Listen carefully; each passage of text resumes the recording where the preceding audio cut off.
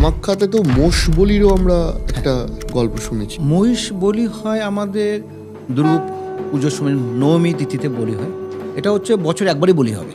আচ্ছা তো আপনি যে মানত করছেন, মহিষ বলি সবচেয়ে হচ্ছে আমাদের জাগ্রত বলি কামাখ্যাতে। আচ্ছা যদি আপনি মাকে বলে যাচ্ছেন, মা আমার এই জিনিসটা প্রয়োজন, তো আমি সামনের বছর তোমাকে আমি একটা মহিষ বলে দিব। এই মহিষ বলিটা ভাবছেন আপনি একা ক্ষমতা আছে একা দিচ্ছেন, অথবা আপনার 10 জন 12 জন মিলে ট্রাস্টি ফান্ডে দিয়ে যে আপনি মহিষ কিনে দিন, এখানে আপনি মহিষ বলি হবে। যদি কোনো মনস্কামনা যদি পূর্ণ করতে চায় তাহলে আমাদের বলি দিয়ে করতে হয়। আচ্ছা কিন্তু সেখানে অনেক বিতর্ক চলে আসে, নিজের ইচ্ছে নিজের মনস্কামনার জন্য একটা জীবকে হত্যা করব আমরা, অনেকে এই নিয়ে অনেক সময় হয়েছে, বিতর্ক হয়েছে। হুম বলি ছাড়া কোনো উপায় নেই।